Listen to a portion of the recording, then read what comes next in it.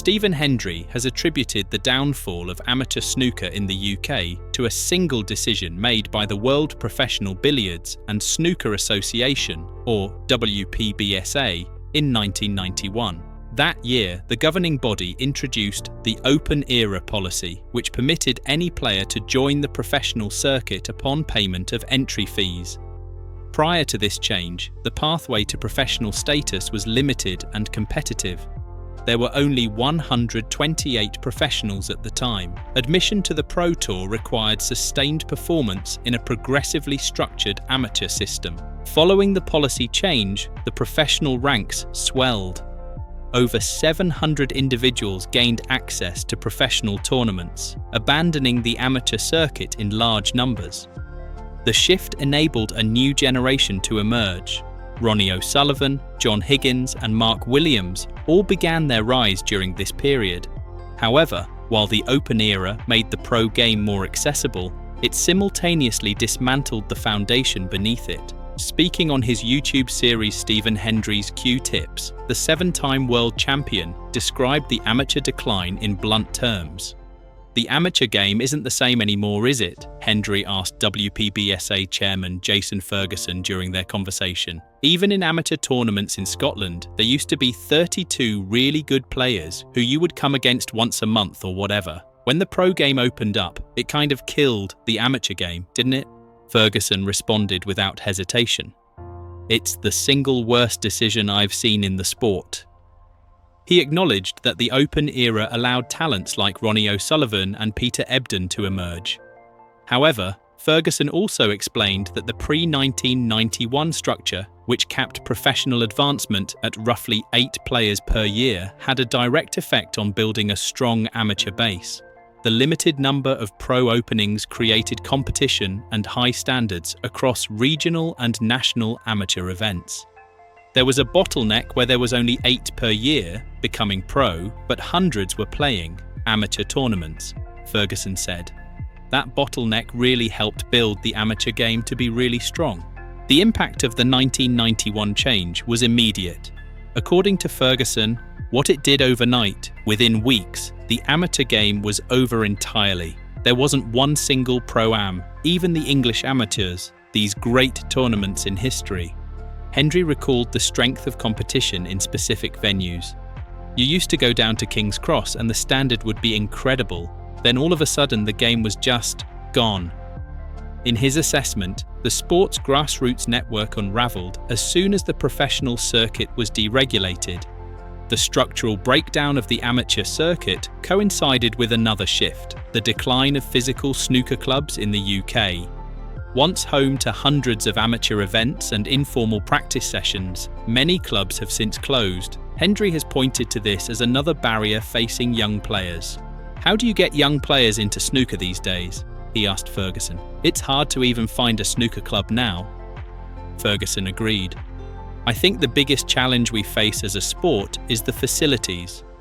He noted that many clubs are under constant threat, not due to inactivity, but because of real estate pressures. The average snooker club these days is under threat of closure. That's not because they're not busy. Every landlord wants to turn clubs into flats and make money out of building them. This trend has resulted in the systematic erosion of local hubs for emerging players. Ferguson revealed that the WPBSA has been lobbying the UK government to intervene. They are requesting protective status for certain clubs, designating them as buildings of community interest. Progress has been mixed. "We're winning some planning permissions and losing some as well," Ferguson said. Despite setbacks, recent data offers a rare note of optimism. There are more clubs in the UK now than there was 2 years ago. It's been consistent for the last 2 years, which is a really encouraging statistic for us. However, even with modest growth in club numbers, the competitive amateur framework that existed prior to 1991 has not returned.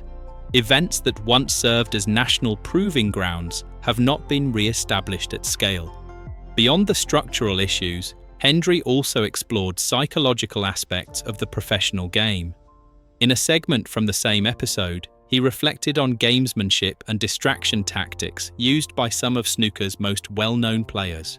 "When you start as a pro, you always know your opponent is going to be sat there," Hendry said. He named Alex Higgins specifically. "I played him a few times. People would constantly tell stories about how he'd be rattling his ice in his bucket, lots of stuff like that." Hendry also discussed how the introduction of smoking into the playing environment allowed for other subtle distractions.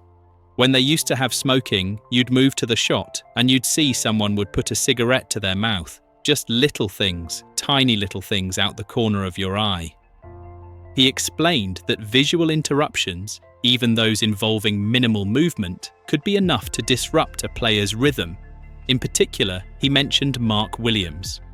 "Going back to Williams, when we used to practice, in my eye line, he'd just twitch his finger. Literally, it's a centimetre if that, but that's enough. It just catches your eye." Noise, too, was an issue. Hendry made a distinction between consistent background noise and isolated sounds. "It's like noise as well. If there was constant noise in snooker, it'd be all right. But if you hear the slightest noise, it might be someone opening a packet of sweets or something. You just hear the slightest thing and it puts you off." These anecdotes serve to highlight the precision and sensitivity required at the top level of snooker. Small shifts in environment, visual space, or sound can alter outcomes. They also underscore the importance of venue consistency and the controlled atmosphere that used to be common in traditional snooker clubs. Hendry's observations combine structural critique with experiential insight. He draws from changes in policy, alterations to physical infrastructure, and psychological pressures within the sport. His perspective spans multiple decades and reflects both competitive and developmental aspects of the game.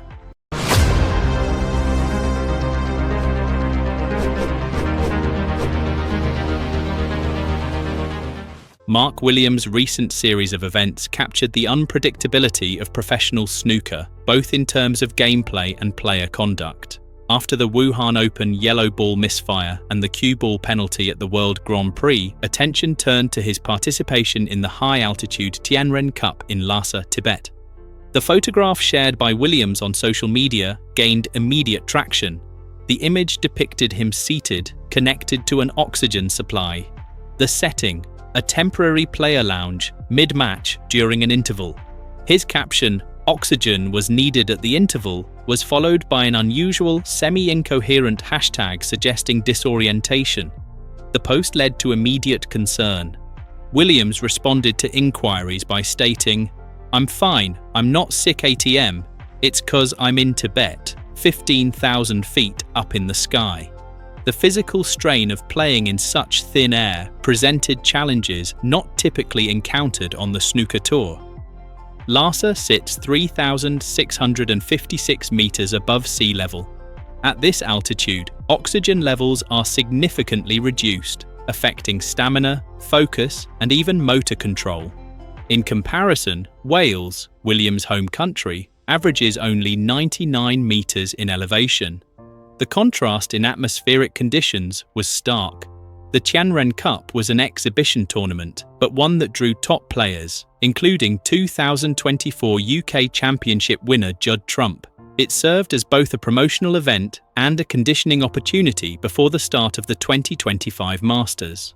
Williams' use of oxygen was not isolated. Several players reportedly experienced symptoms of altitude discomfort, though only Williams publicly posted evidence of his situation. The photo circulated widely, with fans and analysts debating whether such extreme conditions were suitable for competitive play. Despite the altitude, Williams completed his match commitments and began preparations for the Masters in London.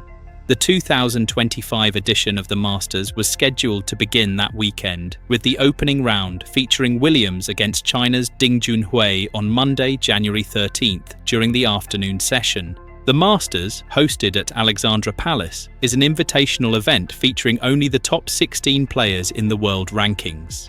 Entry is not automatic and is recalculated annually.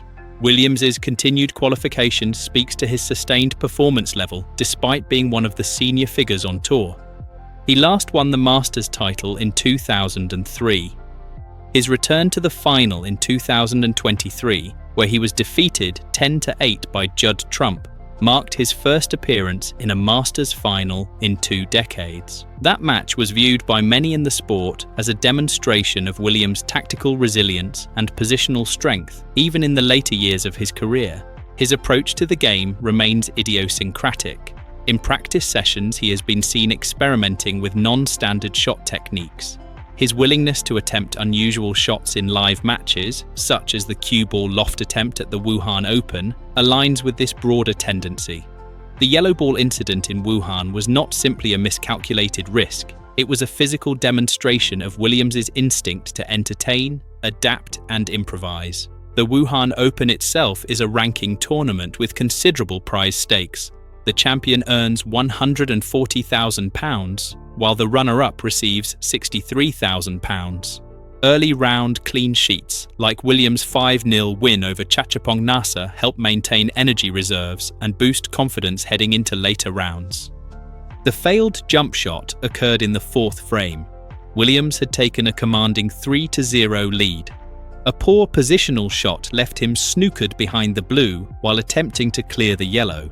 Traditional play would have involved a cushion-first safety or bank shot. Instead, Williams attempted to elevate the cue ball, hoping to clear the blue and strike the yellow directly. The execution failed. The cue ball launched upward, flew over both the blue and yellow, bounced once on the cloth, then exited the table entirely. It landed near the advertising boards. This led to a foul call, but with his lead secure, Williams regained control quickly. The referee overseeing the match momentarily turned away from the table, trying to contain laughter. Audience members inside the venue responded similarly. The moment was widely shared on social media platforms. User comments followed a predictable pattern. Only Willow captured a sentiment often associated with the Welshman's style. Another added, "New season, same old Mark." A third quipped, "Did he forget to bring his jump cue?" Such comments reflect the ongoing tension between professionalism and personality in modern snooker. Governing bodies encourage expression but also enforce regulations that limit unconventional behavior. Williams has repeatedly drawn attention to this contradiction. His post-match comments after the cue ball incident in the World Grand Prix reflect that frustration. He recalled the message from World Snooker encouraging players to show your character, then pointed out that attempting to do so had led to a 7-point penalty. "So I won't be doing that again," he said, signaling reluctance to test the boundaries of acceptable conduct further. The cue ball penalty was enforced under Rule 3.19, which prohibits players from touching any ball during a referee's consultation period.